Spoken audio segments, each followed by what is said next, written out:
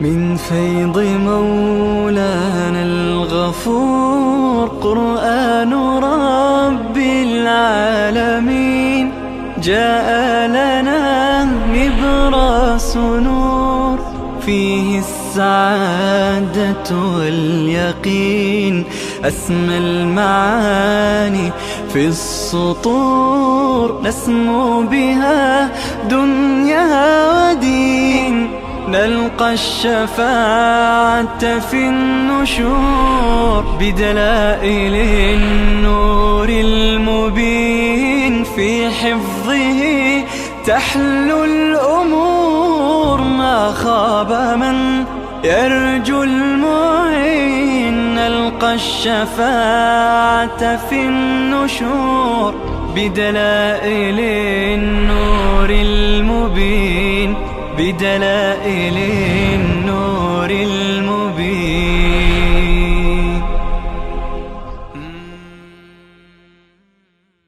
أعوذ بالله من الشيطان الرجيم.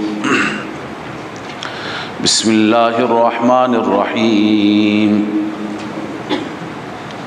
يا أيها الذين آمنوا أوفوا بالعقود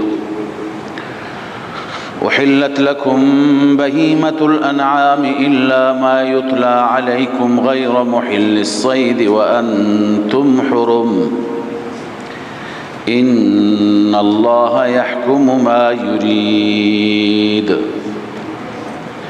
يا أيها الذين آمنوا لا تحلوا شعائر الله ولا الشهر الحرام ولا الهدي ولا القلائد ولا آمين البيت الحرام يبتغون فضلا من ربهم ورضوانا وإذا حللتم فاصطادوا ولا يجرمنكم شنآن قوم أن صدوكم عن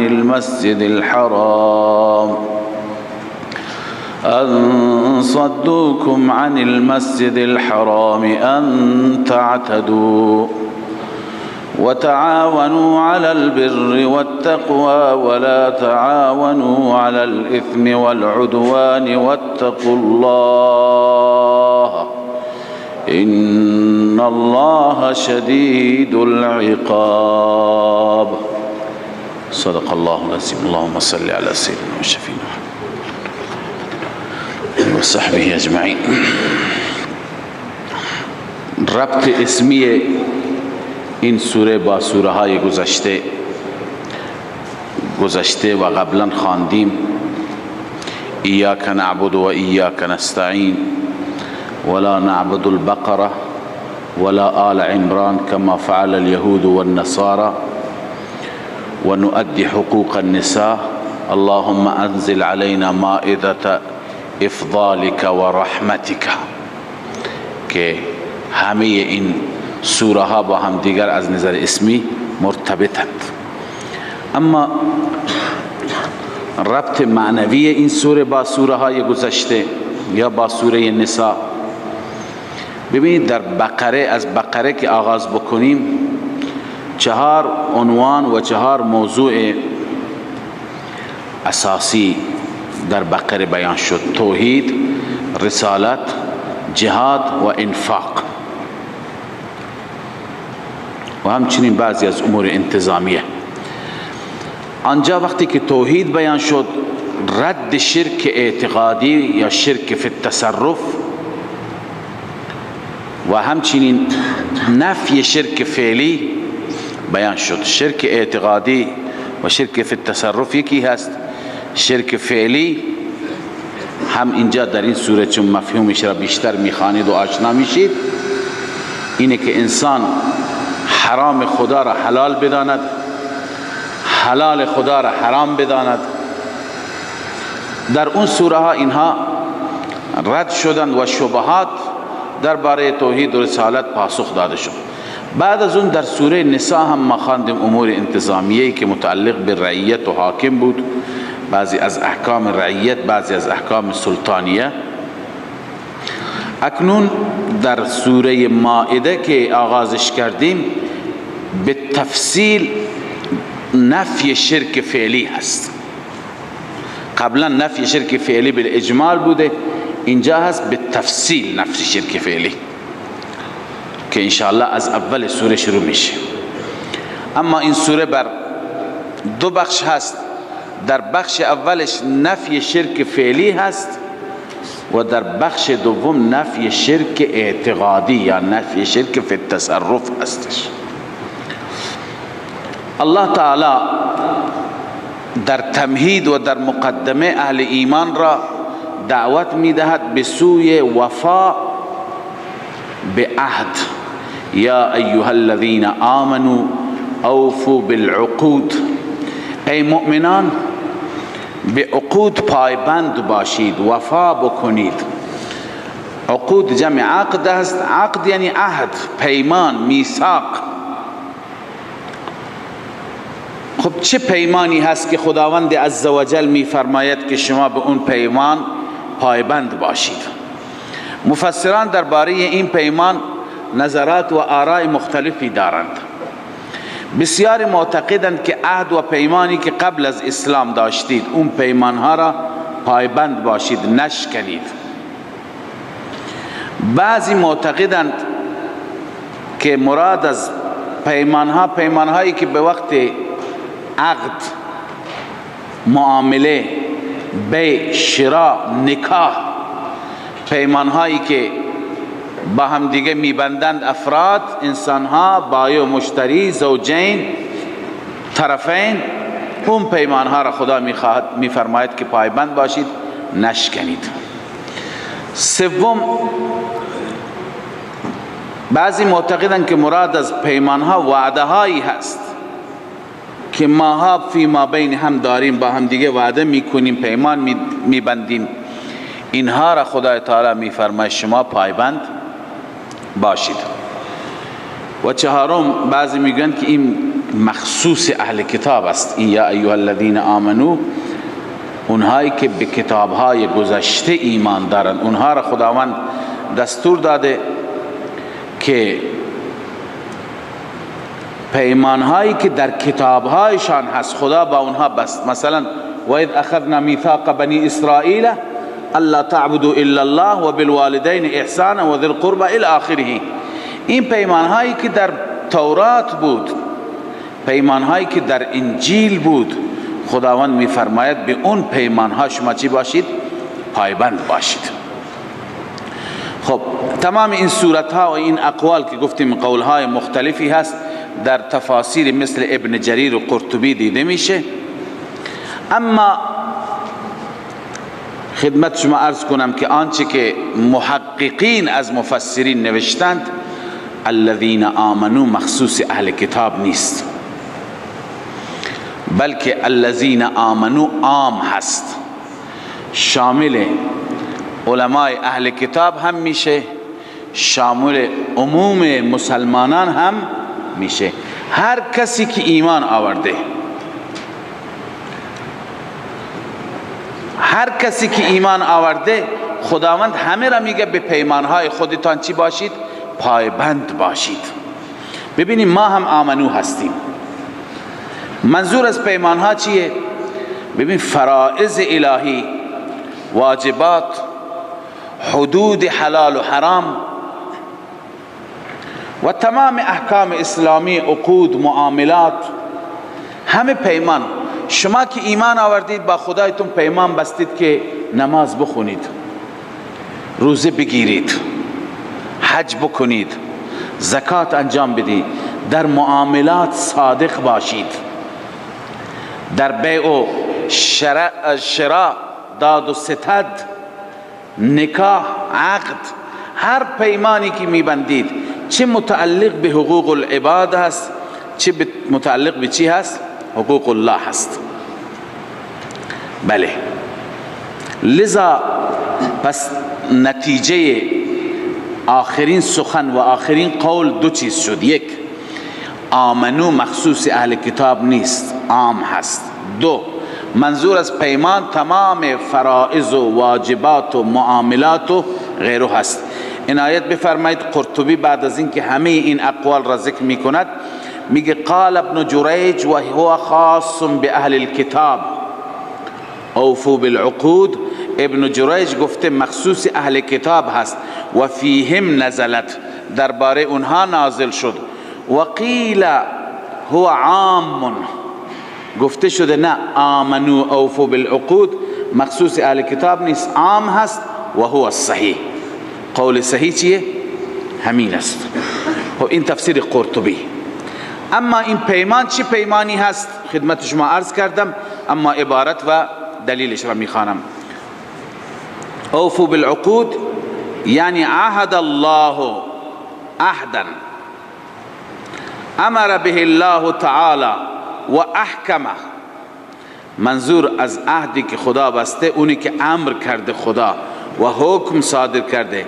لما انزل الله فی کتابه من آیاته الداله علی توحیده، اون آیاتی که دلالت میکنن بر توحید. مثلا در باب توحید شما پایبند باشید، در باب نفی شرک پایبند باشید، در باب واجبات پایبند باشید. هر چی که خداوند در کتاب به شما دستور داده اونها را عقود می نامد و اونها را می فرماید اوفوا بالعقود، به اونها شما چی باشید؟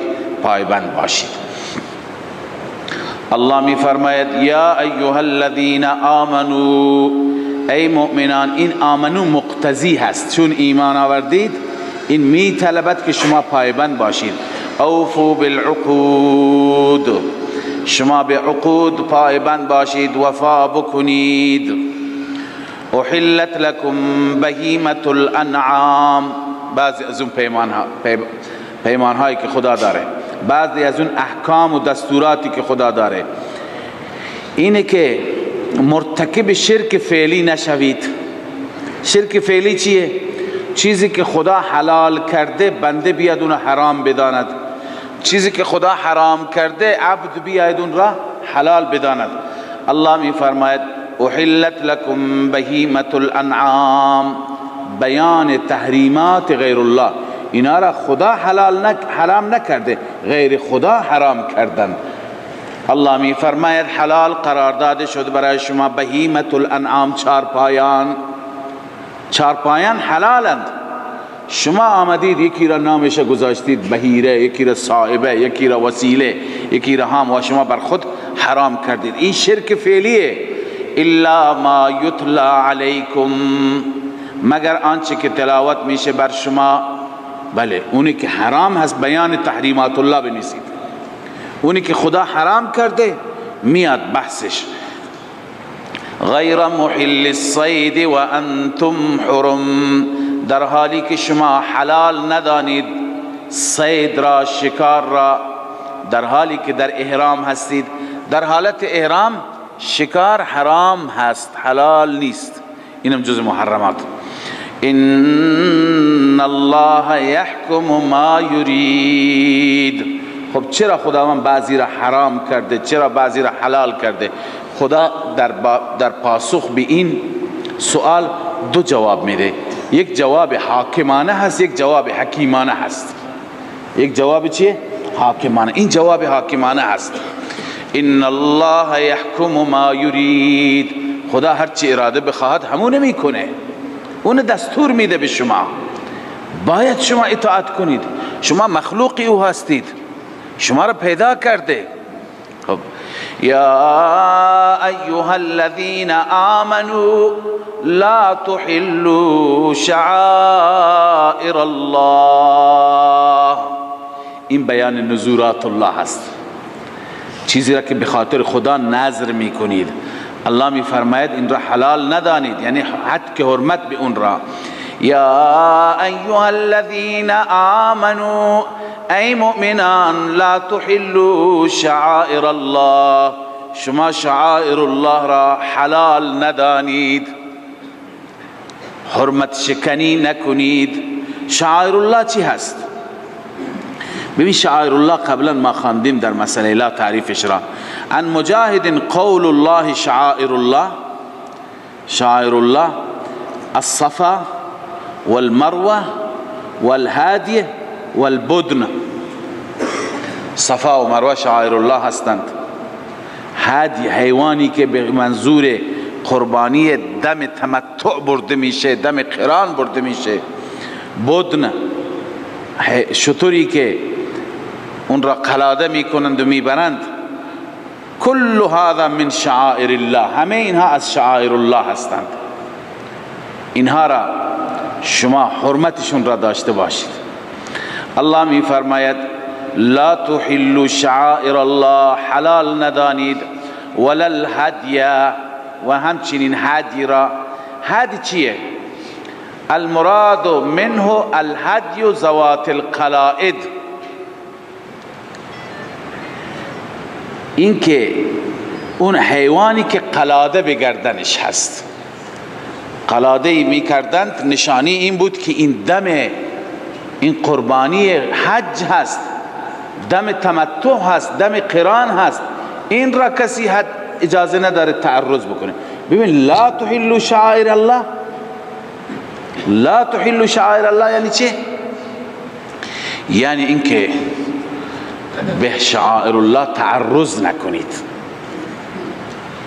الثانی انه نهی عن التعرض، نهی است از تعرض لقلائد الهدی، حتی تعرض نکنید به اون قلاده، اون چرمی، این کفشی که به گردنش هست. مبالغه فی النهی عن التعرض للهدی، این مبالغه است حتی که به خود هدی کسی تعرض نکند. لذا الله می فرماید اینها حلال ندانید، تعرضش حرام هست. ولا القلائد، و نه همچنین خود قلاده. ولا آمین البیت الحرام، و نه کسانی که قصد کننده هستند بیت حرام را، اونهایی که قصد کردن بیت حرام را. یبتغون فضلا من ربهم و رضوانا، اونهایی که فضل خدا میخواهند، رضای خدا طالب هستند. ای لا تتعرض القوم، هذه صفتهم، قومی که قصد بیت الله کرده جلوش را نگیر ظالم. هذه صفتهم تعظیما لهم، اون احرام بسته، قصد خانه خدا میره، اون جلوش را گرفتن. ولا آمین، این تعرض است، این شعائر الله را حد که حرمت است. بله. و اذا حللتم فاصطادوا. خب یک مورد از محرمات چی است؟ همین که صیدی باشد، صید را شما در حالت احرام اجازه ندارید صید کنید. اما و اذا حللتم فاصطادوا، هرگاه حلال شدید، آزاد شدید، شکار کنید. ببینید اینجا بود ولا آمین البیت الحرام. بعضی گفتند که منظور از قصد کنندگان بیت حرام چه کسانی هستند؟ اون مشرکینی که وقتی که رسول الله صلی الله علیه و سلم و اصحابش برای حدیبیه رفتند، مشرکین در حدیبیه مانع رسول الله و طواف شدند، مانع رسول الله و صحابه شدند، نگذاشتند طواف بکنند. اکنون خداوند به شما میگه شما وقتی که اونها آمدند تعرض نکنید. وقتی که آمدند تعرض نکنید. یعنی چه؟ یعنی بذارید که بیت الله را طواف بکنن. خب مشرکن، میگن بعدا منسوخ شده فاذا انسلخ الاشهر الحرم فاقتلوا المشرکین حيث وجدتموهم وخذوهم واحصروهم الى آخره. میگه این آیه منسوخ است.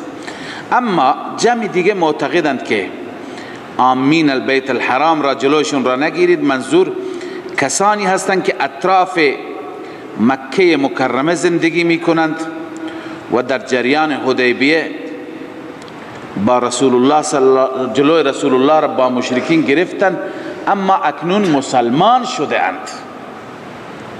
اکنون چی شدند؟ مسلمان شدند. شما جلوی اینها را، مشرکین که انما المشرکون نجس فلا يقربوا المسجد الحرام بعد عامهم هذا، اینها مسلمان هستند. شما چون دیروز جلوی شما را گرفتن شما امروز جلویشون را بگیرید؟ نه، این کار را نکنید، شما مانعشون نشوید. ببینید قال بعض المفسرین ان الآیه فی المسلمین، این آیه درباره مسلمین است که جلوی مسلمین را نگیرید، تو فرودگاه ها نگویید شما ممنوعید. فهی محکمه و حکمها باق، این محکم هست و حکم این چی هست؟ باقی هست. فلن تنسخ، نسخ نشده.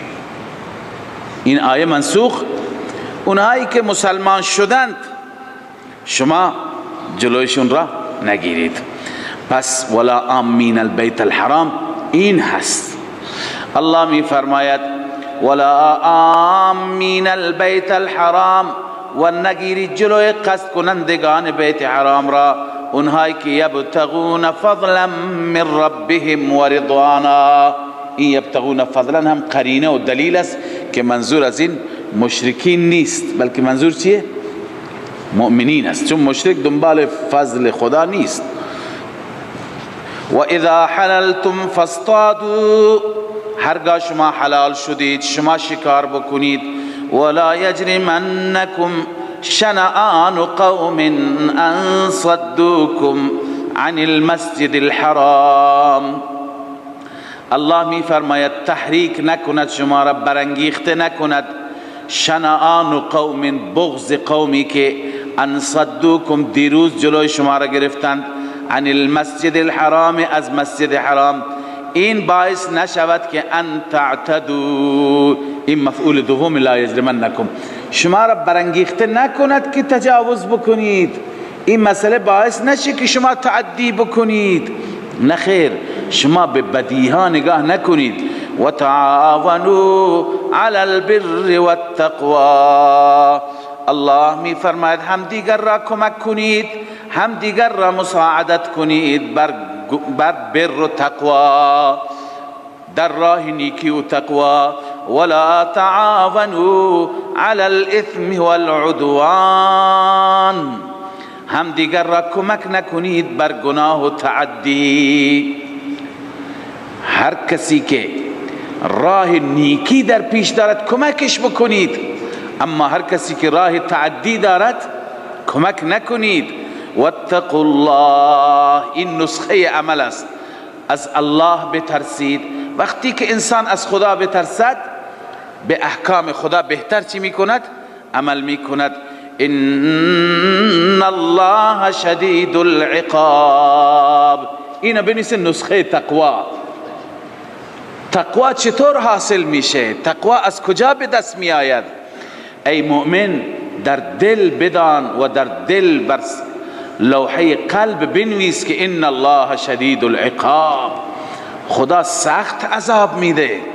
وقتی که مؤمن در دلش این را داشته باشد که ان الله شدید العقاب، اون وقت مؤمن متقی میشه، از عذاب خدا میترسد. لذا الله میفرماید که شما هم دیگر را بر بر و تقوا همکاری بکنید.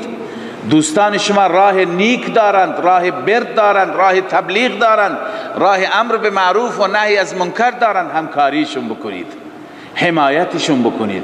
اونهایی که راه خلاف دارند، راه منکر دارند، راهی دارند که جلوی اهل حق را میگیرند، جلوی تعلیم، جلوی تبلیغ، شما با اونها همکاری نکنید. حرمت علیکم المیتة، از اینجا تفصیل اون تحریمات الله هست، اون چیزهایی که خدا حرام قرار داده اونها را خداوند عزوجل اینجا معرفی می فرماید. الله می فرماید حرمت علیکم المیتة، حرام قرار داده شده بر شما میته. میته حیوانی را میگویند که خود مرده است، یعنی بدون ذبح و بدون کشتن. و دم، و همچنین خون. اما مراد از این خون چه خونی هست؟ خون مسفوح، دم جاری، اون خونی که به گوشت ها در قسمت های دیگر حیوان هست، اون خون خون حرامی نیست، اون خون مال گوشت هست. و لحم الخنزیر، و گوشت خنزیر با خود خنزیر، این نجس العین هست. و ما اهل لغیر الله به. این اهل لغیر الله را دو بار توضیح دادم، هم در مسئله اله هم قبلا خواندیم. و ما اهل لغیر الله به، هر آن حیوانی که یا غیر حیوانی که عرض کردم ما چی هست؟ عام هست. اهل معنیش چیه؟ نامزد شده باشد. ذبح معنی نکنید، ذبح غلط است. هر اون چیزی که او را مسما میکنند و نامزد میکنند، بر اون نام غیر خدا میگذارند. مثلا میگم به خوشنودی فلانی میکشیمش، برای رضای فلانی میکشیم. چه حیوان باشد که میکشیم، چه چلوخرش باشد که تقسیم بکنیم، کشمشو نمیدونم نخود باشد، هر چیزی که بر نام غیر خدا را بر اون گرفتیم مسما کردیم، این شد حرام. البته یک سوالی که از دوستان پرسید، این توضیحشون باید بده. گاهی شما برای خدا میدهید ولی ثوابش را ایصال ثوابش را به یکی از اموات خودتون میبخشید. لا علی التعیین، شب جمعه باشد، 15 شعبان باشد، فلان شب باشد، نه، همینطور شما صدقه میدید، گوسفندی میدید به خاطر رضای خدا، اما ثوابش به پدر مرحوم یا ثوابش به فلان عالم بزرگوار. ایصال ثواب چیزی دیگه هست، اما احلال لغیر الله یعنی برای غیر خدا نامزد کردن چیزی دیگه است. نامزد میکنی یعنی برای خوشنودی فلان میدی، به نام فلان میدی، این هم احلال است. الله میفرماید همچنین حرام است ما اهل لغیر الله، آنچه که نامزد بشود غیر الله، بیان نام غیر الله بر آن گرفته بشه، این هم حرام است. والمنخنقه، و همچنین اون حیوانی که خفه شده باشد، والموقوذه، اون حیوانی که ضربه خورده، حیوانی دیگری او را شاخ زده، از ضربه این مرده، یا ماشین زده او را تصادف کرده، اون حیوان ضربه خورده مرده. والمتردیه، آن حیوانی که از بال کوه افتاده باشد، از بلندی افتاده باشد. والنطیحه، اون حیوانی که شاخ خورده، موقوذه دیگه ضرب ها و این شاخ خورده. و ما اکل السبع، آن حیوانی که السبع درنده او را خورده، گرگ خورده او را، اما قبل از اینکه شما برسید حیوان مرده. الا ما زکیتم، یک صورت استثنایی دارد، مگر اونی که شما حلالش بکنید. یعنی از روی کوه افتاد، هنوز دست و پا میزنه، شما میرید حلالش میکنید. ماشین او را زد، حیوان دیگری با شاخ او را زد، یا این حیوان خفه شد، تا وقتی که شما نخش را باز کردید میبینی هنوز زنده است، شما ذبحش میکنید، این حلاله. الا ما زکیتم. اما یک مسئله اینجا هست، ما اهل لغیر الله را اگر ذبح بکنیم حلال میشه، این استثناء شامل اون نیست. الا ما زکیتم استثناء شامل ما اهل لغیر الله نیست. ببینید کسی اگر مسما کرد و نامزد کرد به نام غیر خدا، به نام ملک سیاکو، به نام هر کس، میگه این برای خوشنودی او، بعدن وقتی که میاره ذبحش میکند بسم الله الله اکبر میگه، بازم حرامه. الا ما زکیتم استثناء شامل ما اهل لغیر الله نمیشه. اگر شامل ما اهل لغیر الله بشه، شامل لحم خنزیر هم باید بشه، و لحم الخنزیر. پس خنزیر را اگر ذبح کردید اون وقت حلال میشه؟ نمیشه. پس ببینید این الا ما زکیتم استثناء از کجا هست؟ از والمنخنقه، یعنی اون حیوانی که خفه شد، اون حیوانی که افتاد، اون حیوانی که ضربه خورد، اون حیوانی که شاخ خورد، اون حیوانی که گرگ خورده او را، وقتی که به این حیوان رسیدید و هنوز زنده بود، شما ذبحش کردید، این حیوان حلال میشه. عنایت بفرمایید. علامه نصفی میگه که والاستثناء يرجع الى المنخنقه. استثناء به کجا برمیگردد؟ منخنقه، از اونجا شروع میشه. و ما بعدها، ما بعد منخنقه، والمنخنقه والموقوزه والمتردیه والنطیحه و ما اکل السبع. این 5 تا را اگر شما ذبح کردید حلال میشند. مدارک این عبارت امام نصفی بود. عبارت دیگر قال علی و ابن عباس و الحسن و قتاده و ابراهیم و طاووس و عبدالله بن عمر و الضحاک و ابن زید و الجمهور، همه مفسران صحابه و تابعین میگه هو راجع الى المذکورات ای من قوله والمنخنقه. این الا ما ذکیتم به کجا برمیگردد؟ از والمنخنقه به بعد مذکورات. اینها را الله میفرماید اگر کسی ذبح بکند اینا حلال میشن. اونایی که قبل از اینها هستن نه. و همچنین از محرمات، ببینید هنوز محرمات ادامه دارن، اونی که خدا حرام قرار. الله میفرماید و ما ذبح علی النصب، و ما ذبح علی النصب، آنچه که بر نصب ذبح میشه، بر آستانه ها. نصب به چی میگویند؟ نصب میگویند که جایی اگر یکی از بزرگان دفن شده یا یکی از بزرگان همیشه می نشسته، پیغمبر خدا یک جای می نشسته یا کسی اونجا زندگی می کرده، بعد از وفاتش مردم برند اونجا را معبد قرار بدند. اونجا را چی قرار بدن؟ معبد قرار بدن، آستانه قرار بدن، بگن این سنگ متبرک است چون فلان ولی خدا اینجا نشسته. لذا کنار اون سنگ میبرند چیکار میکنند؟ گوسفند میکشند. این درخت ما خواندیم که همه قدیمی ها به عجائب را میپرستیدن. مثلا این درخت 1000 سال عمر کرده. خب 1000 سال عمر کرده، میگه این درخت این همه انسان ها دیدن، این همه انسان ها را فیض رسونده، لذا این درخت میتونه مشکل کشا باشه. این درخت الان شده نصب. این سنگ مثلا فلان خصوصیت را دارد، اونجا ببریم گوسفند چی بکنیم؟ بکشیم. لذا آستانه ها جاهایی که در واقع چی هستند؟ در واقع منسوب هستند به طرف یک سری افراد، اونجا انسان ها میبرند گوسفندهای خودشون را میکشند.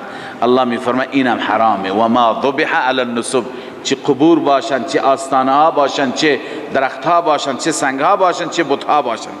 و ان تستقسموا بالازلام، این که طلب قسمت بکنی با تیرها.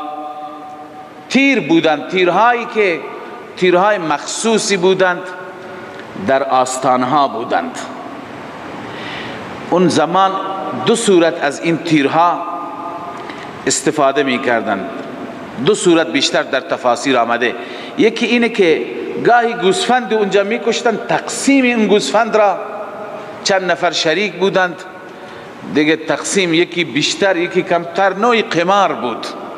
به وسیله اون تیرها و قرعه ها تقسیم سهم هر یک را چی می کردند؟ مشخص میکنن. میگفتن این آستانه به همین قدر بهت گوش داده، بیشتر نداده، یکی را بیشتر یکی را کمتر. این هم حرام. صورت دیگری از استسقام بالازلام اینه که به نوعی فال میگرفتند. یعنی در آستانه ها، در مزارات تیرهایی بود که وقتی که میخواستند، کسی میخواست مسافرتی بکنه، کسی میخواست زنی بگیره، کسی میخواست تجارتی بکنه، کسی میخواست کاری، اونجا میره فال میگرفت. تیر را مینداخت، یک طرفش بود افعل، یک طرفش بود لا تفعل. اگر اون طرفی که افعل بود میگفت که حتما تو این خیر است.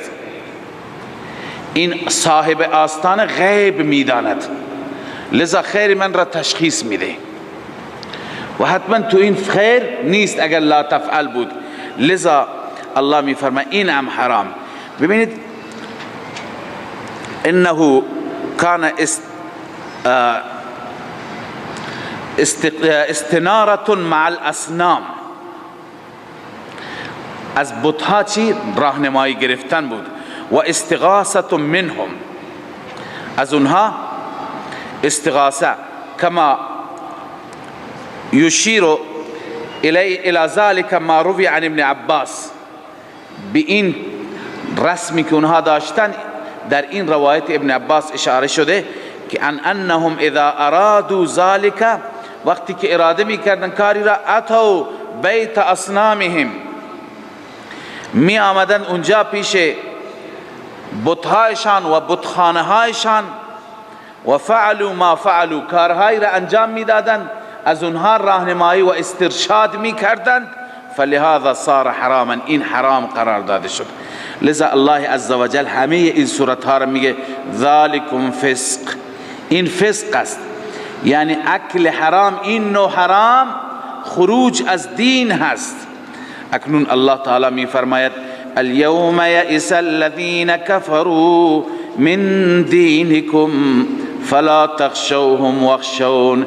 ای مسلمانان، همه دین برای شما بیان شد، همه محللات و همه محرمات بیان شد، امروز ناامید هستند کسانی که کفر کردن از دینتان، چون که دین شما کامل و جامع هست.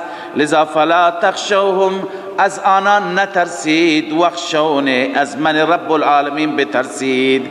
اليوم اکملت لكم دینکم، منت رب العالمین با بیان همه احکام، همه محرمات، همه محللات. الله تعالی همه احکام را برای شما بیان کرد، دین را کامل کرد. لذا اليوم اکملت لكم دینکم، امروز ما کامل کردیم برای شما دین را، و اتممت علیکم نعمتی، و نعمت را بر شما تکمیل کردم، و رضیت لكم الاسلام دینا، و اسلام را، اسلام عزیز را به عنوان دین برای شما پسندیدم. بله، ببینید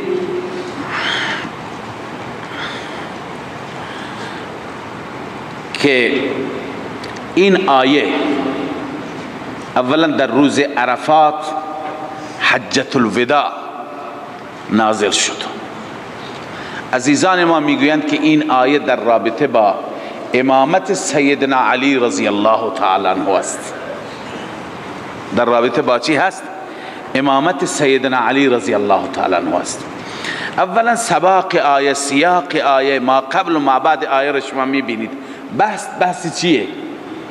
شرک فعلی هست، بحث تحریمات الله است، چیزهایی که خدا حرام قرار داده.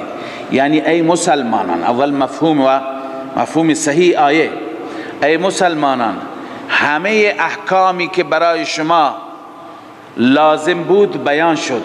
اونی که حلال است هم خدا بیان کرد، اونی که حرام است هم خدا بیان کرد، اونی که متعلق به اعتقاد است هم خدا بیان کرد، اونی که متعلق به فعل و عمل است هم خدا بیان کرد. لذا کفار دیگه از شما ناامید، نمیتوانند شما را به سوی شرک بکشند، نمیتوانند به سوی خرافه بکشند، چون که همه چیز را قرآن برای شما بیان کرد. قرآن که همه چیز را برای شما بیان کرد، دین شما کامل شد. دین شما چی شد؟ کامل شد. دین که کامل شد، لذا شما به اسلام به عنوان دین کامل خرسند و راضی باشید. هیچ ارتباطی با خلافت، با امامت، با عرض کنم جانشینی رسول الله صلی الله علیه و سلم و هیچ اشاره نیست. کسی چنین ادعایی میکند باید دلیل بیاورد. این مفهوم آیه. اما ببینید که این آیه کجا نازل شد. بله، قیل یوم نزول الآیه و روی عن ابن جریج و مجاهد و ابن زید و کان کما رواه الشیخان عن عمر. همه این صورت روایت بخاری و مسلم هم است. این بزرگواران هم میگن که عصر یوم الجمعه عرفت حجت الوداع، روز جمعه عرفه حجت الوداع اونجا نازل شد. اونجا رسول الله صلی الله علیه و سلم سؤال و جواب کرد از صحابه. شما اون حدیث را هم شنیدید. رسول اکرم صلی الله علیه و سلم همه صحابه را پرسید که ای یاران، ای صحابه، ببینید سخنرانی تاریخی رسول الله، چیزهای مهم را مطالب مهم را در جاهای مهم اونم با چه اهتمامی بیان میکنند، با چه اهمیتی. فرمود ای صحابه امروز چه روزی هست؟ این ماه چه ماهی هست؟ ما در چه جایی قرار داریم؟ ماه حرام بود، بلد حرام بود، روز هم روز حرام بود، عرفه بود. ولی خب صحابه فکر کردند که شاید اسامی عوض میشه، رسول الله صلی الله علیه و سلم تعبیرهای جدیدی خواهند داشت. همه گفتن خدا و پیغمبر خدا بهتر میداند. رسول الله صلی الله علیه و سلم فرمود که آیا امروز روز عرفه نیست؟ آیا این ماه حج، ماه حرام نیست؟ آیا این عرض کنم که بلد حرام نیست؟ همه گفتن بله یا رسول الله. لذا آن حضرت صلی الله علیه و سلم حرمت انسانها را بیان فرمود. واقعا انسان ارزش دارد. رسول اکرم صلی الله علیه و سلم به بشریت، به انسانیت ارزش داد، چون خدا ارزش داده، اسلام ارزش داده. لذا فرمود که حرمت خون شما، حرمت مال شما و حرمت عرض و آبروی شما مثل حرمت روز شماست، مثل حرمت این ماه شماست، مثل حرمت این مکان شماست. ببین این نکته مهم بود. بعدا فرمود که آیا آنچه که حق بلاغ بود من به شما رسانیدم، به شما رسید از جانب خدای عزوجل؟ همه صحابه اعلام کردن بله یا رسول الله رسید. رسول الله صلی الله علیه و سلم اینجا الله را خطاب کرد، اللهم اشهد، 3 بار اله تو گواه باش، بار اله تو گواه باش. ببین چه مطلب مهمی هست. اولا به خاطر اهمیتش، چه پرسش و پاسخی از صحابه، و بعد از پرسش و پاسخ با چه اهمیتی از اونها اقرار میگیرد و بعدا خدا را هم گواه میگیرد. بعدا مأموریتی میده به صحابه، خب اکنون که من پیام الهی را به شما رسانیدم، فلیبلغ الشاهد منکم الغائب، حاضران به غائبان برسانند. صحابه الله عزوجل بهترین رحمتها را بر اونها بباراند، هم خوب انجام وظیفه کردند. قبور صحابه در دنیا شاهد هست بر این مدعایی که عرض می کنم. علی ای حال دور نریم. آن حضرت صلی الله علیه و سلم وقتی که صحابه را گواه گرفت، خدا را گواه گرفت و صحابه را وظیفه داد، همه مسئله تمام شد، آیه نازل شد الیوم اکملت لکم دینکم. صحابه خرسند، خوشحال که دینی که در ظرف 23 سال بر رسول الله نازل شد تکمیل شد، تمام احکامش دیگه از این به بعد نسخی نیست، از این به بعد ماده و تبصره نیست، از این به بعد تغییر و تحولی نیست، تکمیل دیگه. رسول اکرم صلی الله علیه و سلم عرفات را تمام کردند، ایام منا را گذراندند، بعد از اون حج تمام شد، رسول الله خدا حافظی کرد. اهل مکه اهل اطراف مکه و حومه مکه اطراف مکه ماندند، اهل مدینه و یمن رفتن با رسول الله به طرف چی؟ مدینه رفتند. وقتی که به طرف مدینه رفتند، بر دوراهی مدینه یمن قرار گرفتند، جایی که باید اهل یمن از اونجا جدا بشند.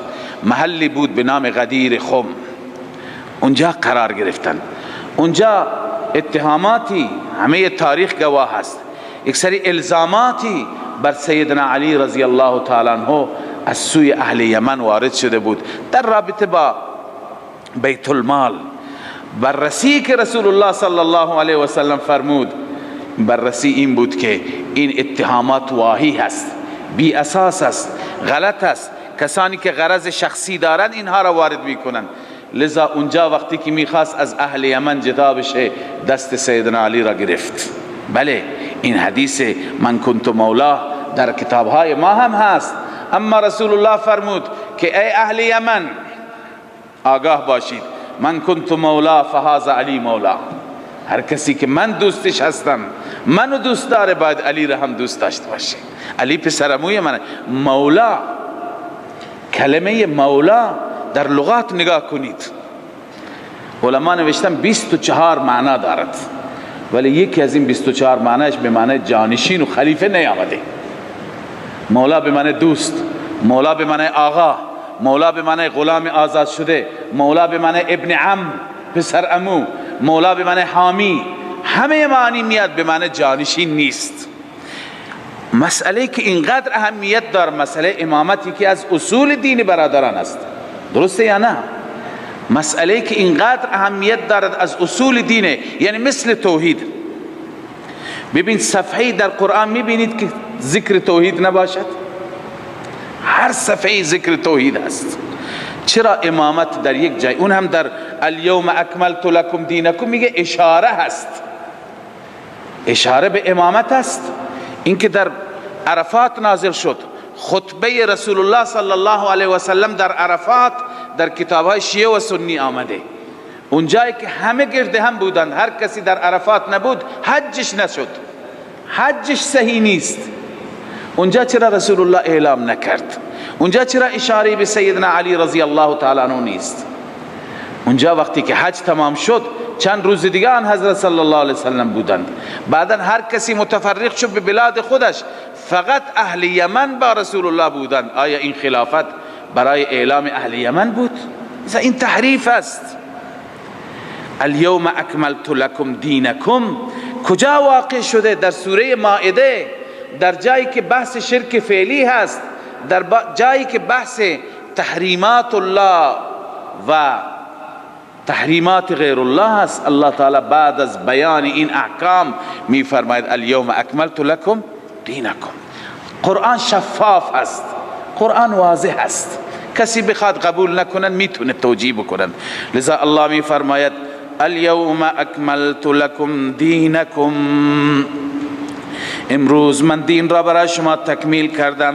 و اتممت علیکم نعمتی، نعمتم را من بر شما انعام کردم. و رضیت لکم الاسلام دینا، و اسلام را برای شما پسندیدم به عنوان دین. فمن اضطر فی مخمصة، ببینید نصف این آیه باز هم ادامه بحث گذشته، نه که آیه بعدی هست. نصف دیگری آیه درباره تحریمات الله هست. پس آیا میتونه اکملت لکم دینکم در باب امامت باشد؟ هیچ مناسبتی ندارد. کسی که از قرآن واقف باشد، سیاق و سباق قرآن آشنا باشد، میداند که هیچ مناسبتی وجود ندارد. فمن اضطر فی مخمصة، الله می فرماید کسی که مجبور بشه در مخمصه قرار بگیره، یعنی چنان گرسنه باشد که تلف چی هست؟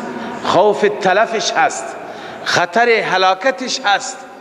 غیر متجانف لإثم، متجانف یعنی مائل، بغیر از اینکه به اسم و گناه تمایلی داشته باشد، یعنی نمیخواهد که از حرام بخورد، ولی به یک حالت اضطراری هست. فإن الله غفور رحیم، الله تعالی نسبت به این انسان بخشاینده و مهربان هست، او را میبخشد. خب این شد از محرمات، بیان محرمات الهی، اونی که خداوند حلال قرار داده. اما یکی از این محرمات چی بود؟ صید بود در حالت احرام. و یکی از محللات که حلال بود صید بود بعد از احرام. اما اگر کسی میخواست صیدی شکاری بکند به وسیله چی؟ به وسیله پرنده، باز، یا به وسیله سگ، یا اینکه به هر حال تیراندازی میکند به طرف شکار، الله تعالی بعضی از احکام حلال را اینجا بیان میفرماید. الله میفرماید یسألونک ماذا احل لهم، ای رسول الله از شما سوال میکنند ماذا احل لهم، چی حلال قرار گرفته برای آنها؟ قل احل لكم الطیبات، اعلام بفرما ای رسول الله صلی الله علیه و سلم حلال قرار گرفته برای شما طیبات، مالهای پاکیزه، اونی که با طبع سلیم موافق باشد. امروز برای کفار که طبعشون ناسلیم هست، برای اونها بلا تشبیه گوشت سگ هم طیب هست، اما اونی که با طبع سلیم همخوانی داشته باشد.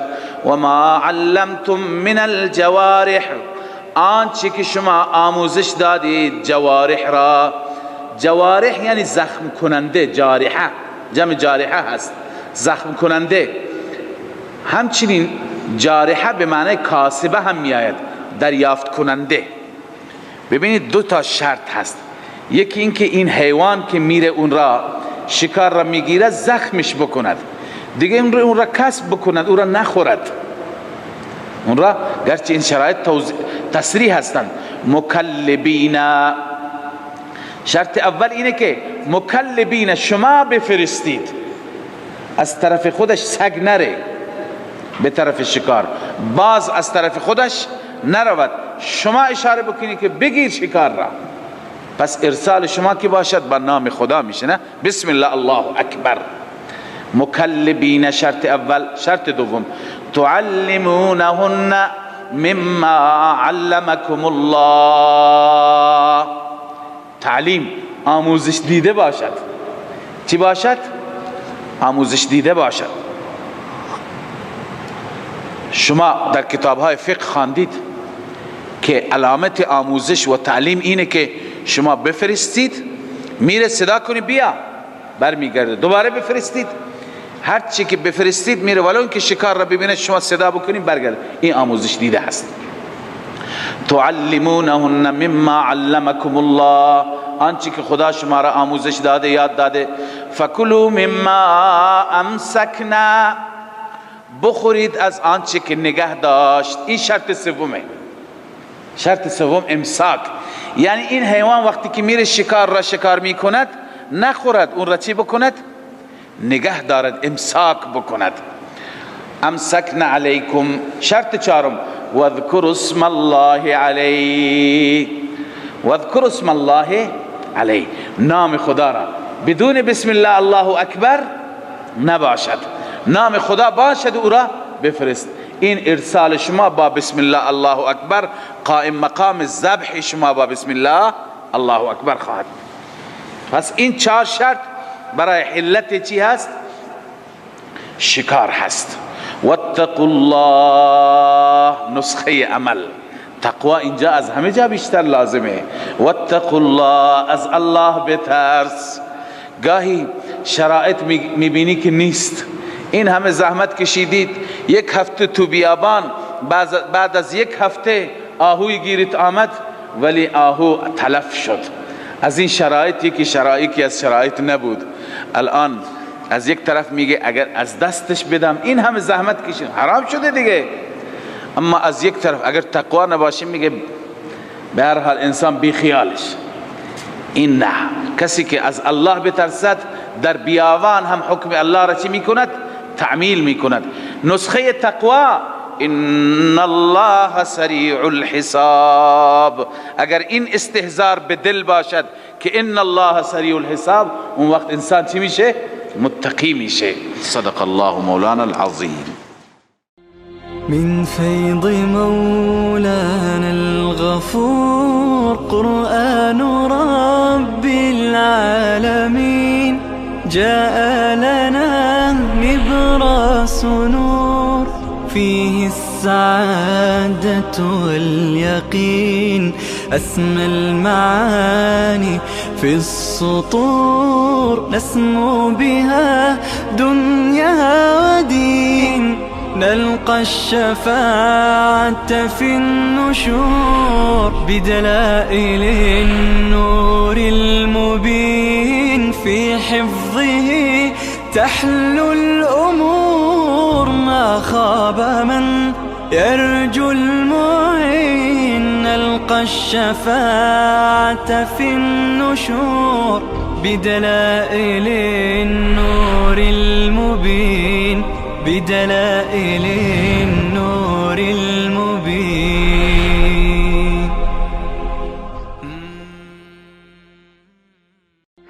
من فيض مولانا الغفور قرآن رب العالمين جاء لنا نبراس نور فيه السعادة واليقين